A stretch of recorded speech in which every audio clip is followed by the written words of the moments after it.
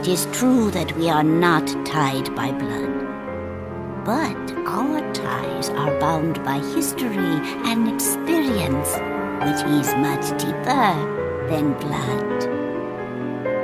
Now go. Everything I know, I have passed on to you. You are my daughter.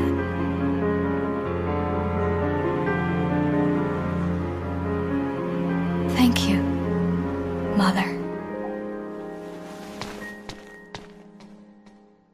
Greetings, I'm Solidus-Skully, and welcome back to the Devil May Cry 2 commentary, where I was initially intending on playing as Lucia throughout this little round right here, but yeah, file not found, so unfortunately we're playing through this as Dante, but you know what, whatever, we'll get a bit more Lucia action in tandem with Dante action next time. But yes, right through there is our final heart amulet for the Devil Trigger. In this case, that being the Chrono Heart, but what does it do? Well, you have to see. But yeah, that does, well again, I'll pretty much get into brass tacks as soon as we get this party started. Let's start the potty. In this case, it's basically opening a realm to the underworld. Excuse me. But yeah, we pretty much need to kill X amount of enemies, and then we jump into the Sarlacc pit, and bada bing, we do the thing, and we finally have access to the underworld, which is protected by a barrier, defended by all these wonderful little demons here. Now, you don't need to do this all in one go, because you do have a limited time in order to defeat all the demons, but yeah, you can do this in about, like, well, 2 or 3 tries at absolute maximum, but yeah, I've never been able to do it first go, sadly. But then again, that's maybe where this amulet right over here is meant to help, because, yeah, flick a few enemies on top of the, well, the little web of demonic pustules over there, and you will pretty much gain access to your final heart. In this case, the Chrono Heart, which, we'll be seeing later. But yeah, in the meantime, though, we pretty much go from, like, some of the weaker echelon of demons through to some of the more powerful enemies, and, yeah, from there, beat all the enemies, and then you gain access to the underworld. Simply is, as simply does. And it's a bit less tedious, but at the same time, though, it's also reliant on the game's combat being fun enough to, you know, have people enjoy it enough so that they can, well, again, sustain themselves until they get to the next mission of, well, more lucrative gains. And unfortunately, DMC's combat system, well, Devil May Cry 2's combat system isn't exactly stellar at the best of times, so, yeah. Whoop-de-doodle. That's kind of making this little arena fight feel a little bit more robust than in fact it would. But then again, if we were playing as Devil May Cry 3 Dante, well, we'd probably get done with this mission in like 5 seconds, so who knows really. But then again, you can also see that, you know, little spider's web guarding the Chrono Heart, gradually weakening, so yeah, just throw enemies at it and thus a reward is here to claim. We finally have the heart. Ah, yes, our final heart transformation sequence. Go, Dante, I turn you into Devilman! There you go. Power! And with that, we have our Chrono Heart, which, yeah, to put it bluntly, is basically, the Bangle of Time. So yeah, you remember how the Bangle of Time, you pretty much utilize Devil Trigger power to slow down the flow of time? Well, that's balanced a little bit better with the Chrono Heart, where, again, your ability to slow enemies down is based on how often you hit them. You'll basically get a few seconds of time slowdown, depending on how frequently you hit your enemies, and that indeed will give you the edge that you need, hopefully. Now, it's nowhere near as broken as what the Bangle of Time was in DMC1, which, you know, was required, you know, required you to have devil power, but that in and of itself, though, it kind of limits its use a little bit. And I can't say future Devil May Cry games really make much better use out of it either, because I mean, Devil May Cry 3 had a similar style system with Quicksilver after you defeat Geryon, so yeah, not quite the most useful of abilities after the first game really, where it was very much just, you turn it off, you turn it on. It's that simple really. You have basically the equivalent of one of those cheap newspaper toy items that you get in the back of comic books, which is like, oh, use a stopwatch that stops time. And that's pretty much all she wrote. So I suppose, to while away the wee hours as we continue to fight the demons, yeah, I guess I might as well talk about some of Lucia's angst that was, well, I'm not going to say it was more or less resolved with the earlier cutscene between her and Mathieu, but, yeah, the ideas of, well... this does also kind of tie into a bigger point that I am talking about in regards to, you know, demons turning on the humans and, their more animalistic nature compared to anything else, which is, you know, kind of goes hand in hand with Lucia's angst of, like, oh no, I might eventually turn against my, you know, human friends, so, you know, the fear that, you know, she might kill Mathieu, her friends, family, Mr. Dante, and that she is kind of somewhat feeling a bit suicidal as a result of that. Again, like, I mean, the game does cover this in a very general sort of way, and I'm gonna say it completely screws the pooch, but again, it's just a matter that the game doesn't really have time to really develop it as well as it otherwise should. And, well, yeah, I guess kind of tying into the greater whole of the whole thing, like, yeah, the idea of, demonic nature. This was actually covered in, the Devil May Cry anime, actually. That is to say, the 2007 Madhouse anime. That, is actually rather good, in spite of some fans' misgivings, because, oh, the action isn't good, but story. You know, a visual medium is there to tell a story, child. But yeah, there was actually an episode of the Devil May Cry anime which actually displayed, again, a demon falling in love with a human, and again, Dante obviously being sent in to take it out, but eventually sparing him because he found out that this demon did legitimately love this human, and wanted to live in peace. So, yeah. It does kind of go to show, like, a bit of an interesting hierarchy in terms of how demons operate. Some of them seem to be very bestial in nature. I mean, again, even Sparta himself seems to have, like, a bit of an insectoid sort of appeal about him, so... Again, how much of it is human, how much of it can they resist against their nature, or how much of it is just purely a factor of, I was born like this is how I behave, and therefore, this is how I should live. You know, compared to, well, I'm not going to say compared to humans who have a higher degree of cognizance and, you know, critical thinking skills and, you know, the ability to solve logic problems in a way that, animals otherwise aren't, but, yeah, it seems to be an odd cluster between where demons also seem to have this, high degree of reasoning power, but whether or not they're able to, you know, function as, well, sentient beings or as mere beasts is, I suppose, up for debate. Well, I mean, then again, I suppose you could also make the same argument for humans. Again, can we argue against our nature psychologically, or depending on how we are?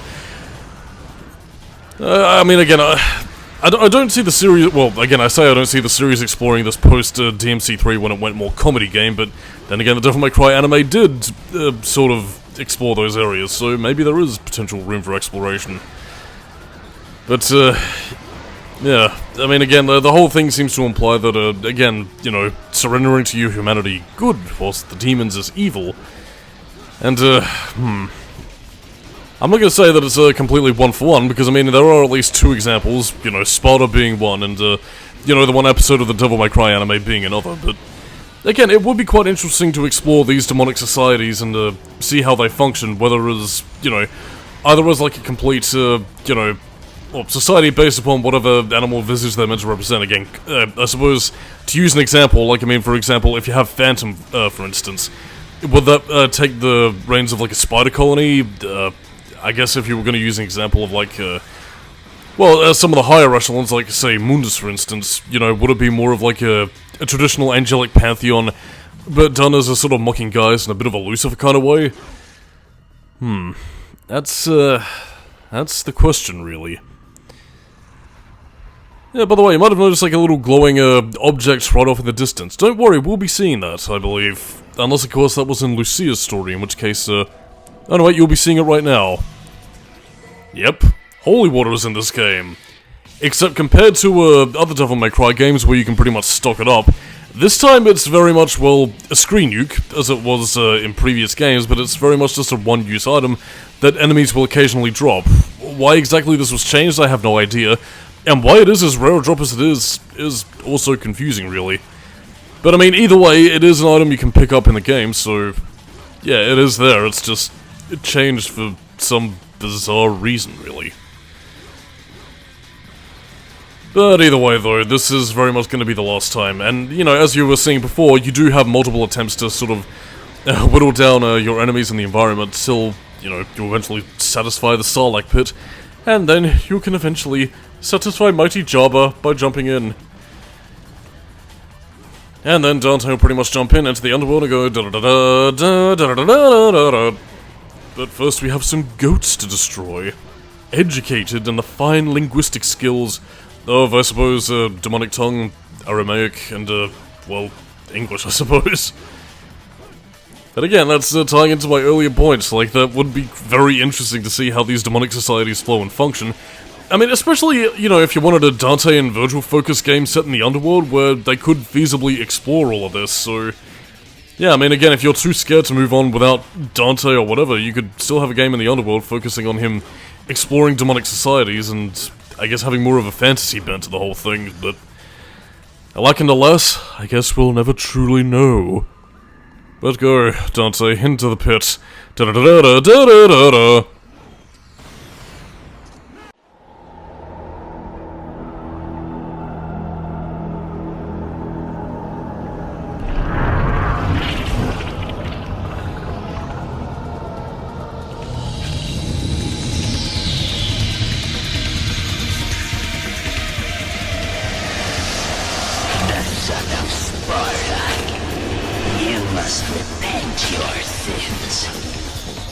Don't speak.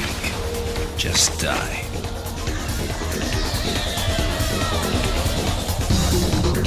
So, you know how Devil May Cry 2 was often considered to be a very shoot-for-win game? Too easy, and that's, you know, pretty much anybody can pass this? Well, prepare to have your boxes roxed, because this is the Trismagia. And, yeah, you're not exactly going to be doing a lot of shoot-to-win here, although granted, that is a rather hard, you know, a rather central part of the boss fight for a certain phase, where you can get the most damage out of it. But even in that case, you're, needing to make use out of your trickster abilities, use out of your sword whenever they approach you like this, and, well, yeah, needless to say, this boss is going to put you in your paces and remind you, oh yeah, we're playing Devil May Cry. But yeah, to kind of talk about the Trismagia boss fight apart from just churlish angst, yeah. Each head of the Trismagia basically represents a different elemental attack. Rather fittingly, similar to what you have in your Devil Trigger amulet. Some will be, you know, fire that deals the most damage, other of which will be ice that's there to stagger you, and other of which will be lightning, which is there to do like a shitload of massive damage and pretty much cover a vast range of the area. Although that doesn't really seem to represent anything else. Although it is the quickest in terms of attacks, so I suppose that is meant to be where its elemental powers are meant to come from, but... Yeah, I mean, I suppose apart from being a sort of judgmental oracle type figure that seems to know people's crimes and punishes them accordingly, yeah, pretty cool boss, and actually one that is rather difficult.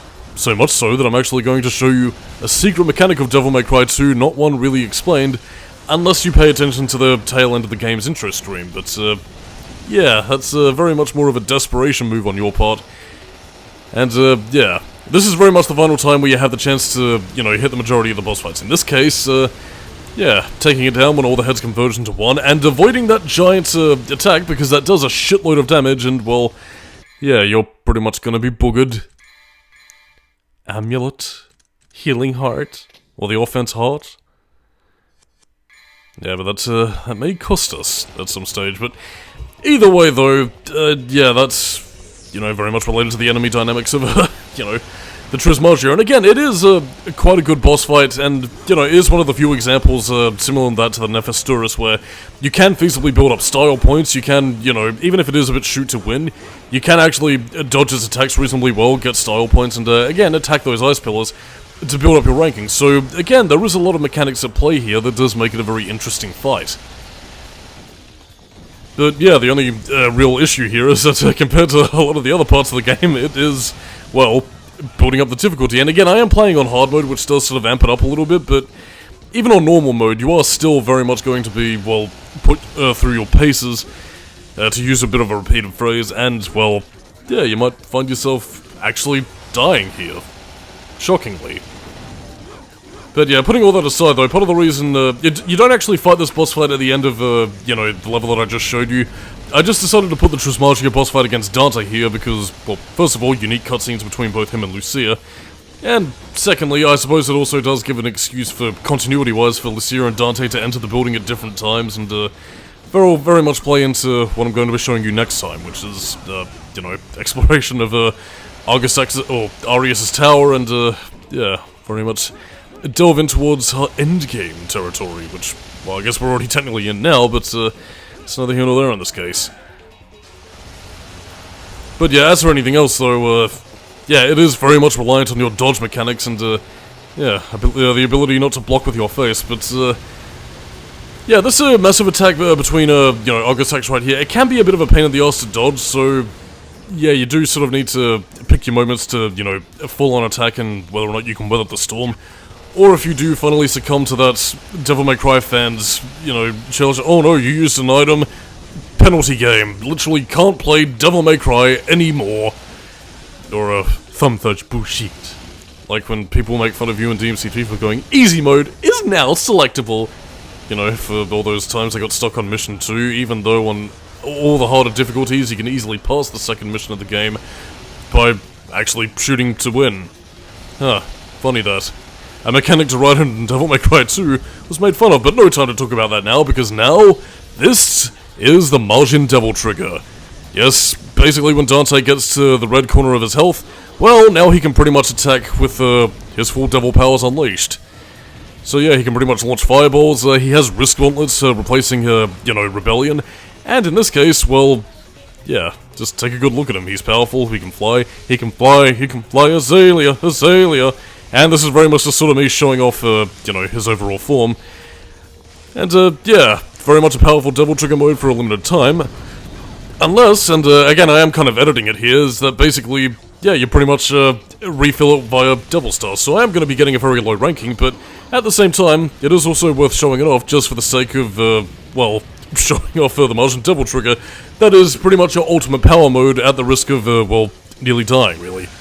And this is also one of its ultimate abilities, the ability to launch a giant laser beam from its chest and layeth a smackdown on its enemies, but that pretty much reverts you out of the Martian Devil Trigger, so yeah, don't worry, you will be seeing the Martian Devil Trigger a little bit later on, particularly in the final boss fight, but I stay my tongue. Farewell.